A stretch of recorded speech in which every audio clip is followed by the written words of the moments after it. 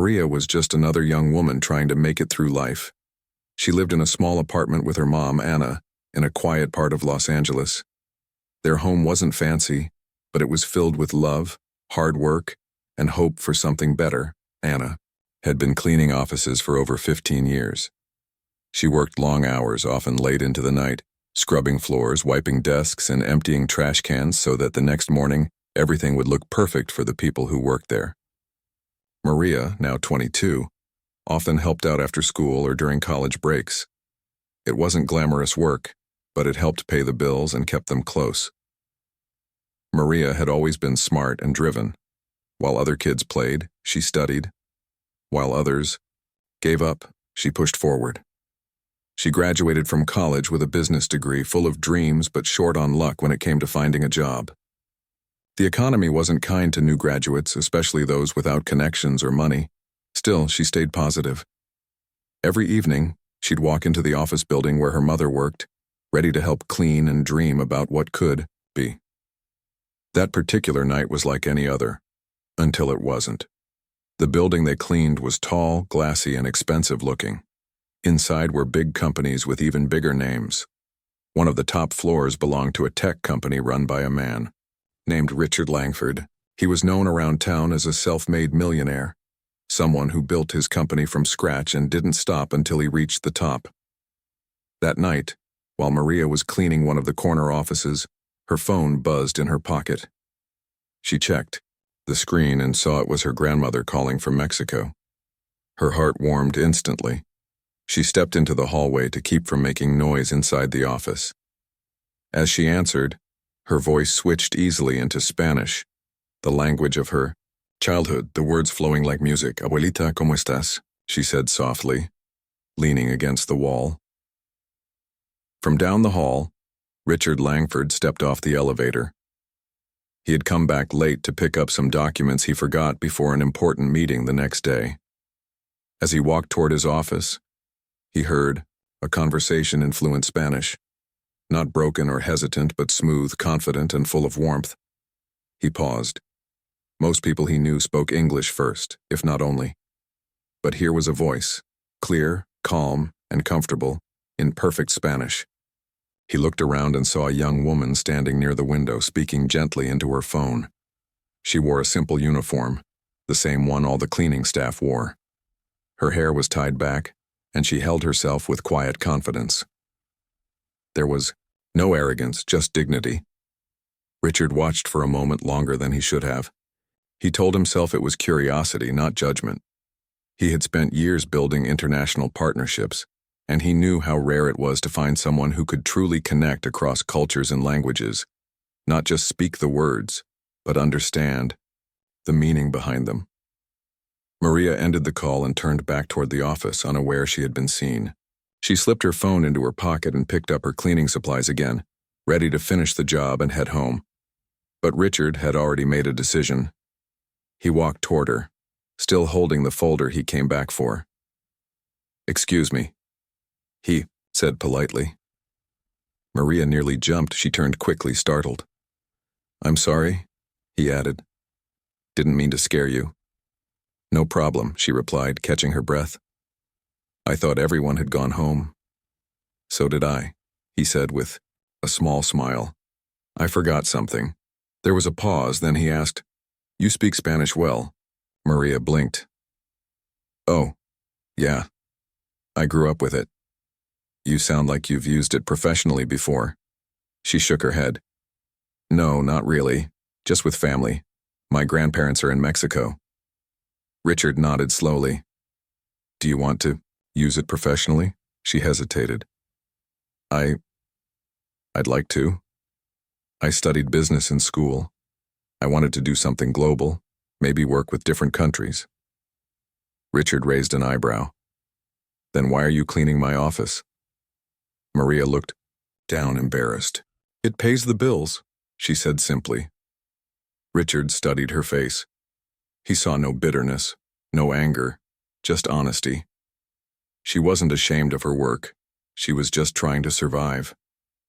He pulled out a card from his jacket pocket and handed it to her. "If you're serious about your future," he said, Email me. Maria stared at the card like it might disappear if she blinked too hard. Seriously? She asked quietly. Seriously, he said. I need bilingual people who understand more than just words. You've got that. Before she could say anything else, he turned and walked down the hall, disappearing into his office. Maria stood there, card in hand, heart pounding. When she finally moved, she felt like she was walking on air. She met her mother downstairs, who noticed right away that something was different. What happened? Anna asked. Maria smiled, eyes wide. I think I just got a chance. Maria sat on her bed that night, staring at the card in her hand like it was something magical. It wasn't gold or shiny, just a small white rectangle with black letters printed neatly. But to her, it felt like a key, like the kind you use to open doors you never thought were meant for you. She turned it over a few times, then read the name again. Richard Langford. The same man who owned the company in that big glass building. The same man who had just asked her to email him. Her heart beat fast as she thought about what he had said. If you're serious about your future, email me. Was she serious? Yes.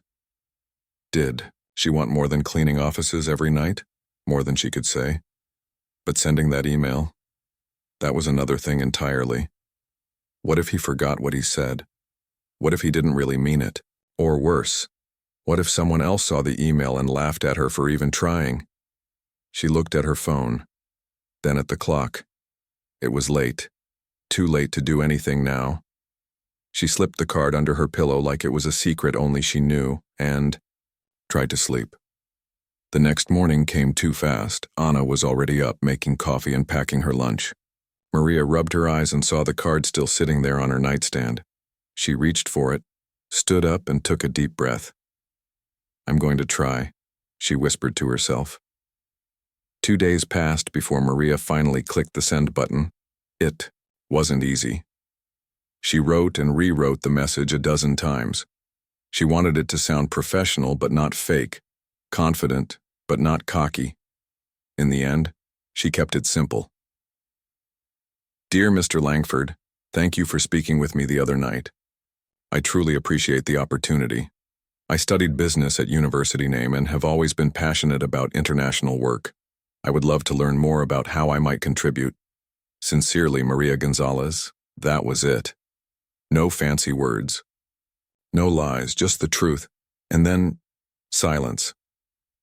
She checked her phone every 5 minutes, every hour. By the third day, she convinced herself it was over. He wasn't going to reply.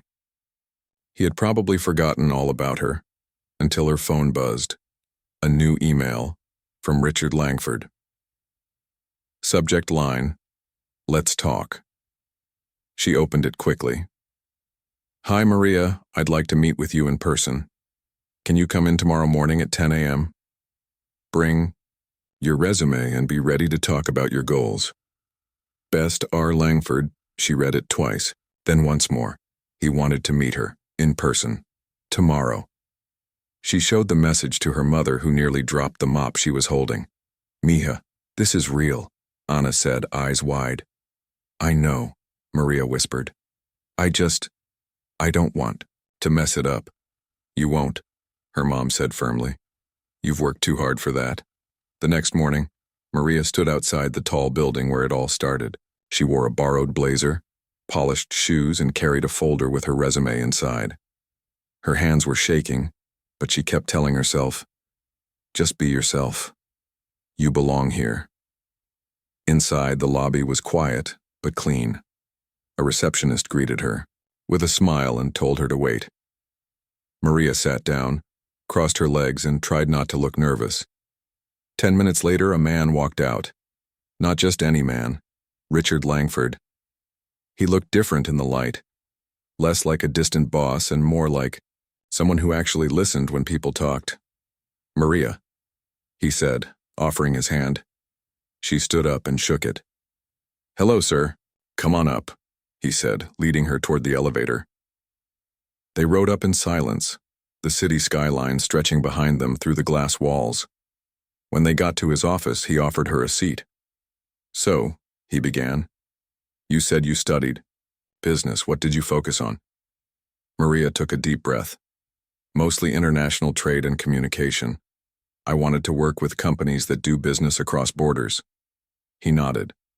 Good. And why Spanish? She smiled. Because it's part of who I am. My family speaks it at home. My grandparents live in Mexico. I grew up translating things for my mom. Doctor's visits, bills, school meetings. Language was power for us. Richard leaned back. That's rare. Maria tilted her head. Why? Because most people think language is just about words, he said. But it's about understanding people, culture, trust. You can teach someone grammar, but you can't teach them that. She blinked. So, does that mean you think I can do this? He smiled slightly. I think you already are doing it. I just want to see if you can do it here. Then he paused. We have a division that works with Latin American clients. We need someone who can speak the language and understand the culture. Not just translate, but connect. He looked straight at her. Are you ready to take that step? Maria swallowed hard. Her mind raced. This wasn't just an interview anymore. It was a chance. Yes, she said, voice steady. I am. Later that day, walking out of the building, Maria felt like she was floating. Her phone buzzed again. This time it was a message from Richard's assistant. Mr. Langford has decided to offer you a trial position as a bilingual liaison. Please report Monday at 9 a.m. Welcome to the team. She read it again. Then she called her mom. I got it, she said, voice cracking. There was a pause on the other line. Then a soft sob. I knew you would, Anna said. Maria smiled through tears. For the first time in a long time, she believed it too. Maria stood outside the building on Monday morning, her heart thumping like a drum. The sun was just rising, casting long shadows across the city streets. She wore the same borrowed blazer from her interview, but this time, she carried herself differently. Not like someone who didn't belong, but like someone who had earned her spot. She walked through the front doors and gave her name to the receptionist. A few minutes later, an assistant came out to greet her. Welcome, the woman said with a smile. We're glad you're here. They walked up 2 floors and stopped at a small office filled with desks, computers, and people already hard at work. This is your desk, the assistant said, pointing to a clean, empty space next to a window. You'll be working closely with the international team. Your first task is to help prepare materials for a meeting with a client in Colombia. Maria nodded. Okay, I can do that. And she did. By lunchtime, she had translated emails, corrected reports, and even helped explain a few cultural differences that could affect how the company presented itself during the meeting. By the end of the day, her inbox was full of messages, thanking her. It wasn't easy. Everything moved fast. People talked quickly, typed faster, and expected results yesterday. But Maria kept up. She asked questions when she needed to, stayed late when necessary, and never let herself feel out of place. Still, some days were harder than others. On her 3rd week, she sat in a large meeting room surrounded by older workers in sharp suits. She was the youngest person there, and the only one wearing second-hand shoes under the table. Richard Langford walked in and took his seat at the head of the table. He started going over numbers, strategies, and plans for expansion into new markets. Then he turned to Maria. Can you explain the difference between how we present ourselves in Colombia versus Mexico? He asked. All eyes turned to her. Her throat tightened. She swallowed and began slowly, carefully. She explained how formality played a big role in business in Colombia, while in Mexico, relationships often mattered more than contracts. She gave examples from past meetings and suggested small changes in tone and approach that could make a big difference. When she finished, Richard gave a small nod. Good, he said. That's exactly what we need. Later that day, as she walked back to her desk, she heard 2 co-workers whispering nearby. She's just here because he felt bad for her, one said. Yeah, the other replied. She doesn't really know what she's doing. Maria kept walking, pretending not to hear. but their words stuck in her mind like burrs on a shirt. Was that what everyone thought? Did they believe she got lucky instead of earning her place? She didn't say anything, not then. But from that day forward, she worked even harder. She made sure every email she sent was perfect. Every report she touched was clear and well-researched. When she spoke in meetings, she did so with confidence, not hesitation. Slowly, people started noticing, not just her language skills, but her understanding of culture, business, and people. One afternoon, a senior manager pulled her aside. "I saw your notes on the Argentina deal," he said. "You caught something most of us missed." Maria smiled. "Thanks. I just wanted to make sure we got it right." He nodded. "Keep doing that, and you'll go far." A few months passed. Maria still helped her mother clean offices after work sometimes, just enough to keep them both afloat, while she waited for her first real paycheck. But things were changing.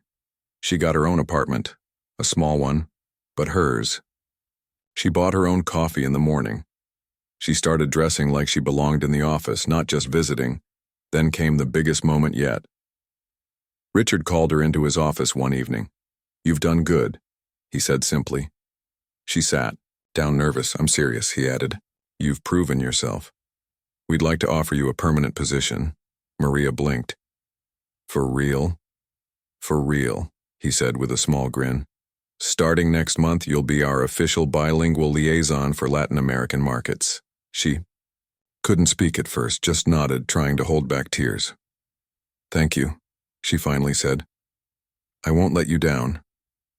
Richard leaned back in his chair. "I know you won't." That night, Maria walked home with her hands in her pockets and a huge smile on her face. She called her mom. "I got the job," she said. There was silence on the other line, then a soft laugh. "I knew you would," Anna said. Maria looked up, at the sky, watching the stars come out one by one. She thought about all the nights she spent cleaning floors, dreaming of something more. Now, she wasn't just dreaming anymore. She was living it. Maria's new job wasn't just a title. It came with more responsibility, longer hours, and higher expectations. But for the first time in her life, she felt like she was exactly where she was meant to be.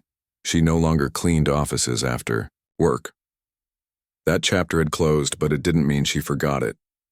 Every morning when she walked into the building, she still smiled at the cleaning staff. She remembered what it was like to carry a heavy bucket down long hallways, to clean desks that others never even noticed were spotless. Now, instead of wiping them, she sat behind one, her own desk, with her name on a badge and a seat at the table. At first, some people still treated her differently, not openly rude, but distant, like they were waiting for her to fail. Others whispered about how fast she'd moved up. Some said she got lucky. A few even tried to trip her up during meetings, asking tricky questions or ignoring her input. But Maria didn't let it stop her. She stayed sharp, always prepared. She made sure her reports were clear, her translations accurate, and her suggestions thoughtful. If someone challenged her, she answered calmly and confidently. If someone ignored her, she made herself impossible to ignore. Slowly, things changed. People started coming to her for advice. They asked her to review emails before sending them to Spanish-speaking clients. They wanted to know how to handle cultural differences in business meetings. They trusted her voice, and that trust grew. One day, Richard called her into his office again. "You've been doing well," he said from behind his desk. "Thanks," she replied, sitting down. He looked at her carefully. "I think you're ready for more." Maria raised an eyebrow. "More? I want you to lead our next big project," he said. "We're expanding into 5 new markets in Latin America. I need someone who understands the language, the culture, and the business side of things. That's you." She blinked. "You want me to lead it?" "Yes," he said simply. "If you're ready." Her heart pounded. This was a big step, leading a team, making decisions, being responsible for results. She took a deep breath. "I'm ready," she said. The next few months flew by. Maria dove into the project headfirst. She worked with teams across the company, marketing, sales, legal. She traveled for meetings, video calls, and training sessions. She spent late nights reading reports, making notes, and planning strategies. She also began mentoring younger interns who were trying to find their way, just like she once did. She gave them tips, helped them prepare for meetings, and reminded them that being different wasn't a weakness, it was a strength. One afternoon, while walking through the lobby, she ran into someone she hadn't seen in years. It was Luis, an old friend from college. He had known her back when she was still helping her mom clean offices, when she wore secondhand clothes and carried her lunch in a reused bag. "Maria," he said, surprised. "Is that really you?" She laughed. "Yeah, it's me." He looked around at the tall ceilings, the glass walls, the polished floors. "I can't believe this is your world now," he said. She smiled. "It's not so different from the old one, just a little cleaner." They talked for a bit, catching up. He told her he was working at a small startup and still trying to get his foot in the door. "You should apply here," she said. "I'll put in a good word." He hesitated. "You still help people like me?" She nodded. "Always." Because she knew what it felt like to be overlooked, to be underestimated. And she never wanted anyone else to feel that way if she could do something about it. There were still hard days. Some projects failed. Some deals fell apart. Some people didn't like her ideas. There were moments when doubt crept in, whispering that maybe she didn't belong after all. But then she would remember her mother's hands worn from years of cleaning. She would remember standing in that hallway, speaking Spanish into the night air, not knowing that someone was listening.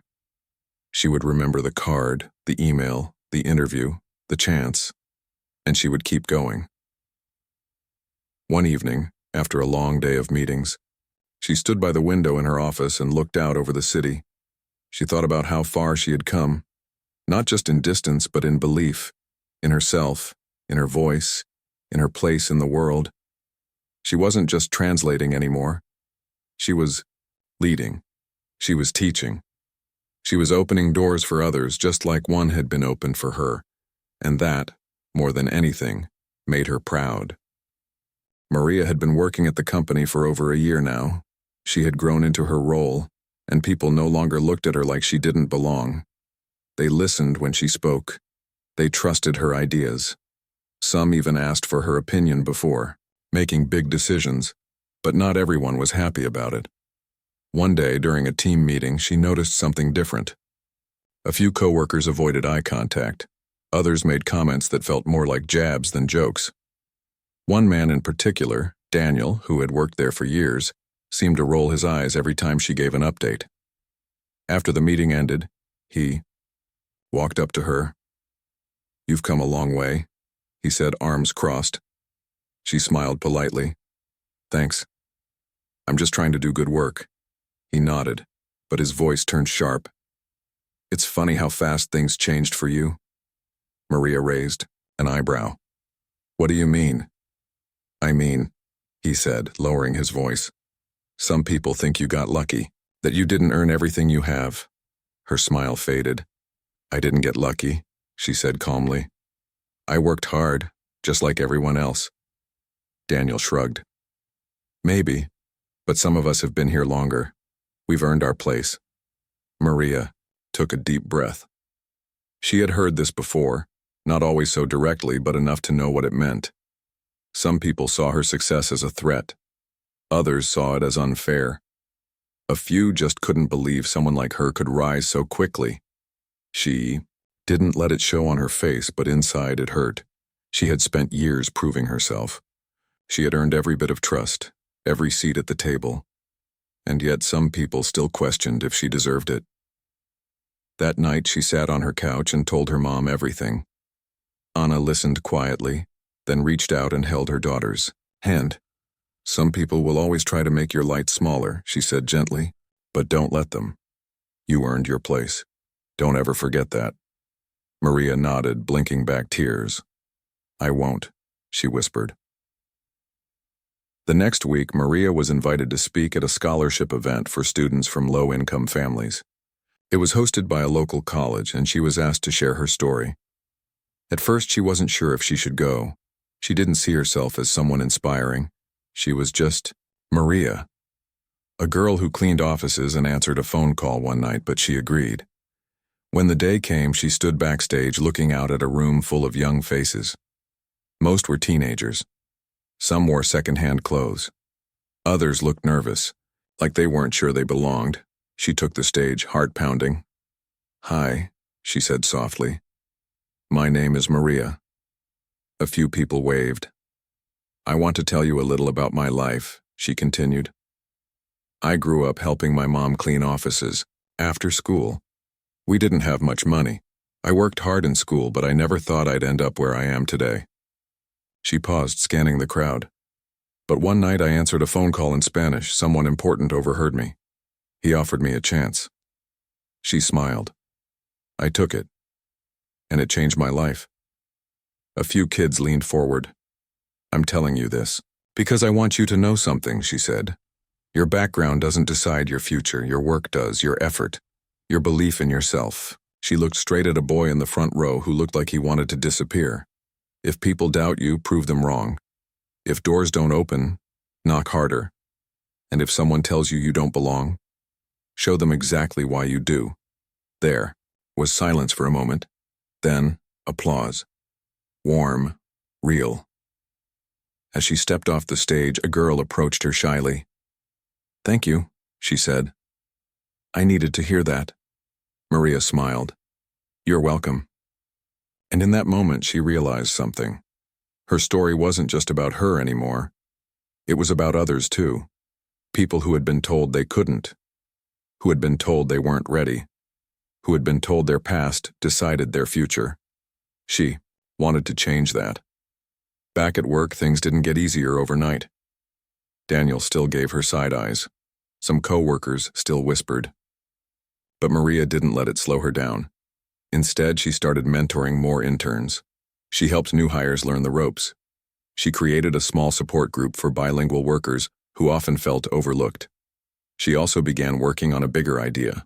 One evening, she knocked on Richard's office door. "Come in," he said. She stepped inside and sat down. "I've been thinking," she began. "We need a program for kids like me, kids from immigrant families, kids who clean, cook, or work late shifts just to help their parents survive." Richard looked interested. "Go on." "A mentorship program," she said. "Paid internships. Job training, something that gives them a real chance." He leaned back in his chair. "You want to start a foundation?" Maria nodded. "Yes, I want to build something that helps others the way you helped me." Richard studied her face. Then he smiled. "I'll support it," he said. "Let's make it happen." Maria left his office with a fire in her chest. She had come a long way from cleaning floors. Now she was building something for the next person who might answer a phone call in Spanish and hope someone is listening. 2 years had passed since that night when Maria answered a phone call in Spanish and changed everything. Now she stood on the top floor of the same building where it all began. Not as a cleaner, but as the new director of international relations. She walked through the glass doors of the office, past workers who greeted her by name. She smiled back, nodded at people, and made eye contact with everyone, from the receptionist to the newest intern. She remembered what it felt like to be invisible. She never wanted anyone else to feel that way again. Her desk was now bigger. Her meetings were longer. Her decisions carried more weight. But deep down, she was still the same girl who once cleaned floors after school, dreaming of something more, and she hadn't forgotten where she came from. One morning, she got into the elevator with Richard. He looked over at her and smiled. "You've come a long way," he said. She laughed softly. "You keep saying that." "Because it's true," he replied. "I remember the day I first saw you. You were cleaning my office and speaking Spanish like it was nothing." Maria smiled. "It wasn't nothing to me." "No," he said, shaking his head. "It never is." There was a pause before he added, "You know, most people would have taken that chance and run with it, just focused on themselves." She turned to him. "Why would I do that?" he chuckled, because that's what a lot of people do. But I'm not most people, she said simply. Richard nodded. No, you're not. Later that week, Maria visited the old building where she used to clean offices. She walked through the lobby like she belonged there, because now she did. As she stepped off the elevator, she saw someone familiar. Her mother, Anna, was wiping down a table, humming softly to herself. Maria watched for a moment, then quietly stepped closer. Anna looked up, surprised. Mija, she said, wiping her hands on her uniform. What are you doing here? I just wanted to see you, Maria said, smiling. Anna hugged her tightly. They sat down together near the window, looking out over the city they both called home. I still can't believe how far you've come, Anna said. Maria leaned her head on her mom's shoulder. I couldn't have done it without you. Anna shook her head. You did this yourself. I just gave you love and support. Maria smiled. That was enough. There was a quiet moment between them. Then Anna asked, Do you miss it? Cleaning? With me?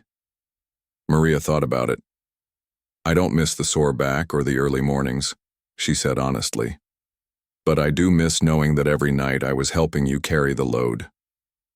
Anna reached for her daughter's hand. You still help me, she said, just in a different way now. Maria nodded, and I always will. A few months later, Maria officially launched her foundation. It was called Puente de Oportunidad, Bridge of Opportunity. Its goal was simple: help children of immigrant families get access to mentorship, job training, and paid internships so they could build their own futures. The company supported it fully. So did local schools and community centers. On opening day, dozens of students showed up, kids who looked like they didn't know if they belonged, just like she once did. She stood in front of them and spoke from the heart. I was once in your shoes, she said. I worked late, helped my family survive, and dreamed of something better. I didn't have money or connections, but I had hope, and I had people who believed in me. She looked around the room. That's why we built this, she said. So you can find your path, no matter where you started. When she finished speaking, a young boy raised his hand. What if people don't think I belong? He asked. Maria smiled. Then show them you do. The room filled with soft laughter and quiet nods. She knew what it meant to feel small. Now she was helping others stand tall. One evening, Maria stood by the window in her office, watching the city lights twinkle below. She thought about her life, the hard days, the doubts, the moments when she almost gave up. And she thought about the people who made it possible. Her mother, Richard, the teachers who stayed late, the friends who believed in her, and even the doubters, because they made her fight harder. She didn't need luck. She needed opportunity, and she took it, not just for herself, but for everyone who came after her. From answering a call in Spanish to leading a department in English, Maria had proven that talent doesn't wear a suit. It wears courage, and purpose, and belief. She turned away from the window and picked up her notebook. There was still more work to do, more lives to touch, more doors to open, and she was ready.